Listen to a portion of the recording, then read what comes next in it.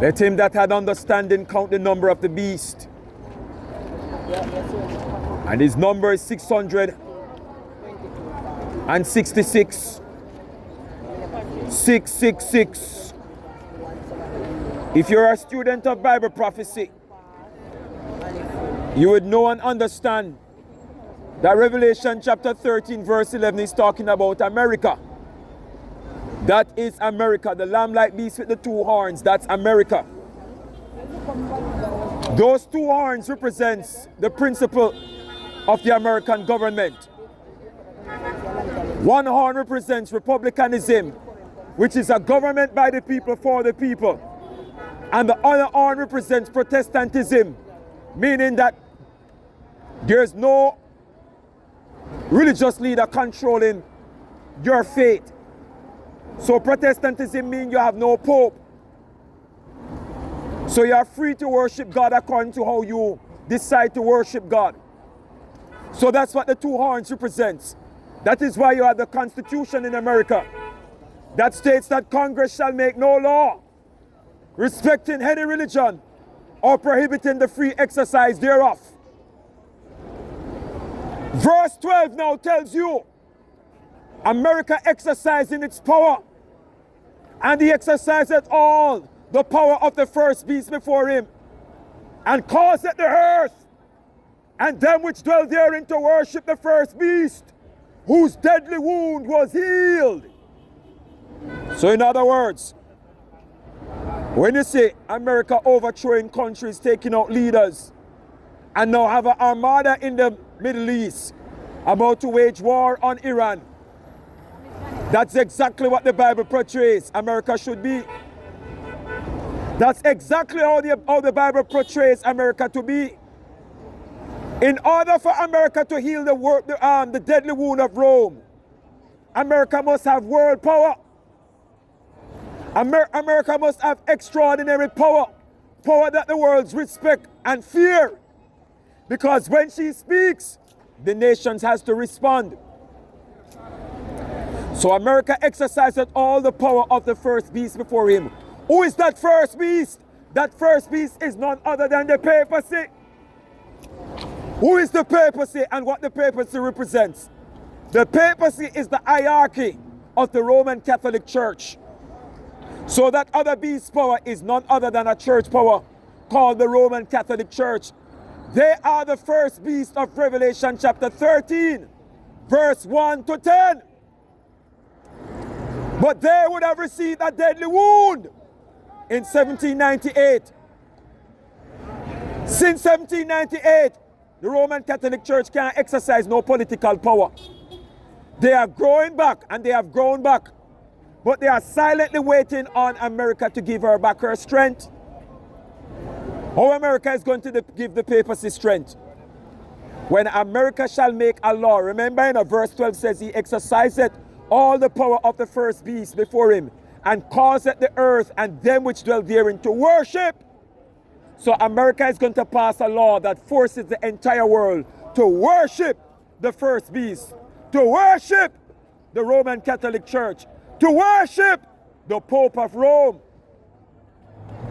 And then it talks about the digital system in verse 15 to verse 17. It talks about the cashless system. And ladies and gentlemen, I can tell you, based on what is happening before us, very soon they're going to take the paper money out of our hands. They are going to devise a plan to take the money out of your hands. And everything you do going in the future will be digital. There will be a digital ID system. In order for you to log into your Gmail, for you to operate your phone, to be connected with your SIM card, you have to show proof of your digital identification. So it doesn't matter who you are, where you're from, you're going to have to take your digital card. As a matter of fact, nothing is wrong with having a digital system, but they're going to use the digital system to force you in a corner. I hope by God's grace you have the resilience. I hope by God's grace that you have the fortification to say no to the mark of the beast. I'm going to talk about the mark of the beast yet. I'm only talking about the system, which is the NIDS and the cashless system. Ladies and gentlemen, I'm sorry, but some of you are going to be hurt right now when I tell you what the mark of the beast is. The mark of the beast has to do with worship.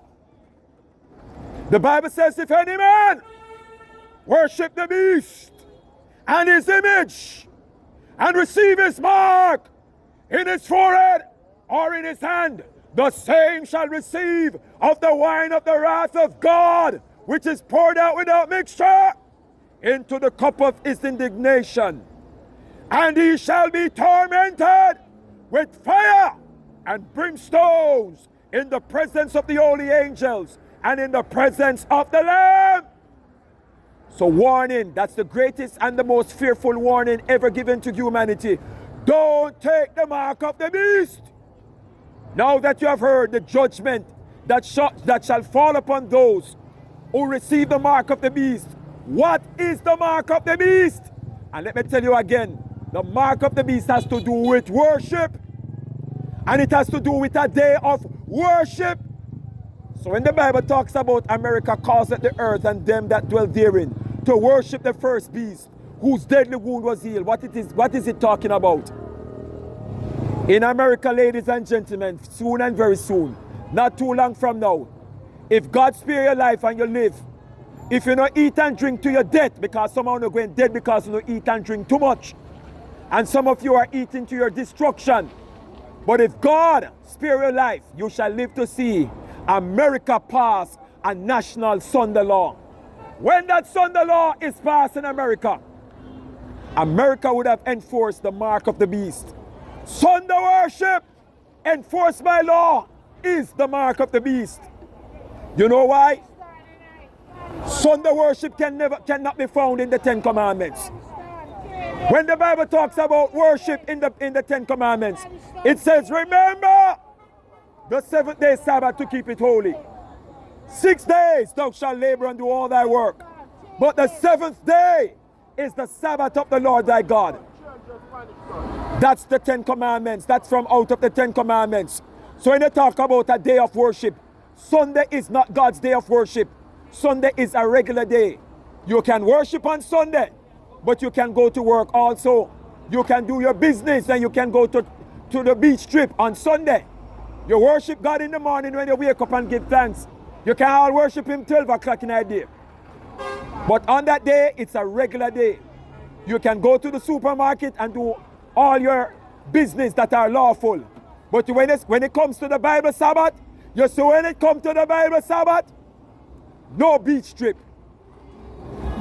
No window shopping at the mall up there in Constant Spring Road. No window shopping at Springs Plaza. No overtime work on the Sabbath. No coming to downtown but to buy up market stuff, you go cook soup Saturday afternoon. No, no, no. And no sex on the Sabbath. You better believe that. Not your own pleasure. Everything that you do must be according to the will of God, according to God's plan. No sex on the Sabbath. Or when you're married, no sex on the Sabbath. Just like how the Bible says, no work on the Sabbath, no sex on the Sabbath. God gave you 6 days to make love to your husband. God gave you 6 days to make love to your wife. Use it up wisely. Glory be to God. So ladies and gentlemen, the mark of the beast crisis is coming upon us. America is the world's superpower. America is going to enforce Sunday worship by law. And when that time comes, Elon Musk and the AI system where them are set up with Larry Ellison and Mr. Zuckerberg from Facebook and all the other big wigs, all of them coming together as one to bring about this mark of the beast agenda in America, which shall go global. When America passes the Sunday law, all the world shall follow her example. China ready. Why you think America boss up the place up? They want to put China under subjection so that when the Sunday law pass, China cooperate. Why you think America attack Venezuela and going for Iran now? Those were the two lifelines for China and America. Have to squeeze at everybody and put them under subjection. Everybody have to come under subjection on America.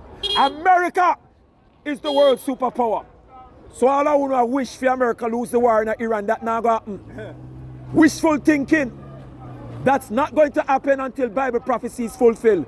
America will not lose any war until the Sunday law pass. You see, after the Sunday law pass, all hell shall break loose upon the earth.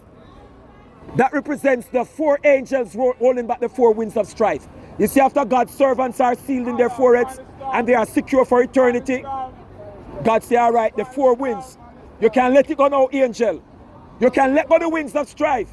The winds of strife that have been holding back China and Russia and all the other countries from attacking America. You see, after the Sunday law pass and they implement the evil agenda. And let me tell you some fear the mark of the beast agenda.